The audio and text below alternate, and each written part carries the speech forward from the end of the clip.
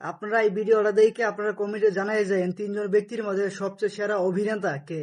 বাবা ইলিশ মাছ খাবো, আমার কাছে 1 টাকাও নেই। আমি আমার ছেলেকে বললাম বাবা ইলিশ মাছ বাজারে উঠে নাই। পরের দিন আমার ছেলে আবার বললো বাবা ইলিশ মাছ খাবো। একটি পাঙ্কাশ মাছ এনে দিয়েছি আমার ছেলেকে, বলছি বাবা খাও তুমি এটা ইলিশ মাছ। আর এটা লজ্জার বিষয়, আমি আমার বাচ্চা যখন ছোট একদিন একটা ফার্মের মুরগি কিনেছিলাম বাচ্চাকে খাওয়ানোর জন্য, আজ থেকে 20 বছর আগে। সেই ফার্মের মুরগির গন্ধ নাকে বয়ে আমার আজও বেড়ায়। তাই আমি কিন্তু একটা প্রাইমারি স্কুলের টিচার হয়ে একটা দেশি মুরগি কিনে খেতে আমি আজও পারিনি। আমার বয়স প্রায় 50 বছর হয়ে গেছে, এখন পর্যন্ত বিয়ে করতে পারি নাই। মেয়ের বাবারা এই পুরুষ শিক্ষকদের কাছে মেয়ে বিয়ে দিতে চাচ্ছে না, কারণ এই শিক্ষকদের যে বেতন, এই বেতন দিয়ে মেয়ের বাবারা মনে করে যে এই বেতন দিয়ে মেয়েদেরকে তাদের মেয়েদেরকে ভরণ পোষণ ঠিক মতো দিতে পারবে না।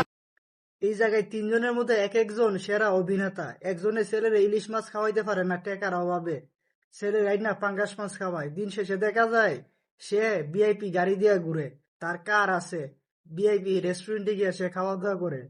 আর একজনে 20 বছর আগে একটা ব্রয়লার মুরগি কিনছিল, তারপরে নাকি সে আর কোনো প্রকারের একটা মুরগি কিনা খাওয়ার মতো তার সামর্থ্য হয় নাই।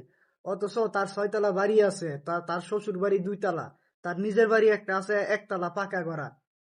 আরেকজন অভিনেতা কইতেছে তার বয়সটা কি 50 বছর, সে নাকি এখন মতো বিয়া করতে পারে নাই।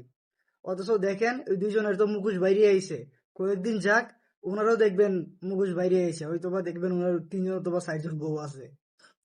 ওয়েট এন্ড সি, দেখতে পারবেন ওনারও মুখোশ বাইরে যাইব।